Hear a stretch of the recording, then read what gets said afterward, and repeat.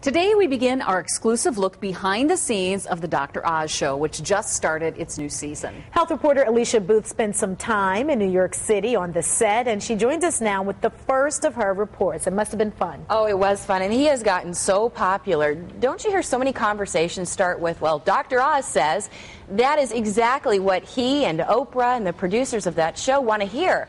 They want to hear that we're all having more conversations about improving our health. And the way they're getting us to do that is pretty entertaining.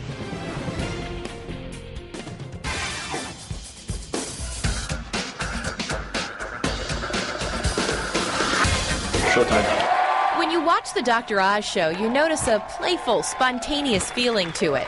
But make no mistake, every move is carefully planned and rehearsed. So what we're going to do is we have a conveyor belt. You're not keeping up. You're not keeping up. Dr. Mehmet Oz's approach to his show is a lot like the books he and chief medical consultant Dr. Michael Roizen wrote together. We let the topic breathe. We're not trying to browbeat you about changing your life. We're going to make it cool and hip and get a little attitude to it. But the whole purpose of the show is teaching you how to change your life. It's intimidating sometimes. Sometimes it's embarrassing. Sometimes it's fearful. And yet it allows us to make you comfortable that you can do it. We've got confidence in you. We'll make it happen. And we'll laugh along the way. And there is a lot of laughing, much of it behind the scenes. But there is a constant sense of urgency all day long. The crew has to keep a tight schedule here. They tape 6 shows a week, and Dr. Oz still does surgery every Thursday. I love doing surgery. That's why I still do it every week. And it keeps me sane. It keeps me focused. It grounds me. Sometimes you're sitting in the studio here, you begin to believe your own BS. You have lights there and cameras, but it's not real. I mean, it's television. When you mess up a line in the prompter, you do it over. In heart surgery, you get one chance to do it right.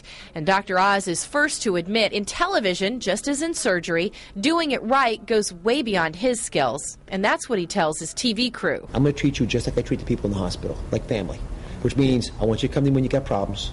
I want you to tell me when you want to do things differently. I want to hear issues that we can improve on. Much of the improvement comes in the rehearsal they do right before each taping.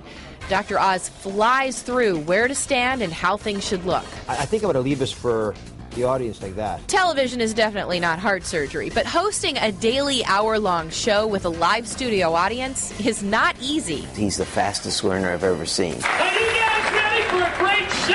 Let me hear you! And so another season of the Dr. Oz show begins. Everyone's lesson continues, even the doctors. I learned a lot between years 1 and 2 on the show. I mean, it is an ongoing tutorial. Well, tomorrow at 5, we'll be looking at the very strong Cleveland connection to the Dr. Oz show.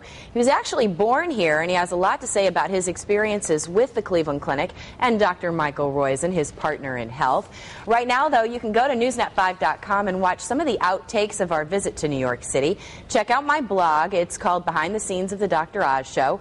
And you'll see they have a lot of fun, and that Dr. Oz is very charming. And you can watch the new season of the Dr. Oz show every weekday at 10 a.m. right here on Channel 5. Wow. Well, he seems like he makes it a really fun atmosphere to work in. You know what kind of surprised me was the crew was so incredibly nice to us, and we were underfoot for hours at a time, and they treated us like family. Great. Have you noticed how often she's brought up how handsome and charming he is? I've been hearing that for, a couple of days now. It's just female bonding, girls. Just reporting the facts here. Her assignment. It was her assignment.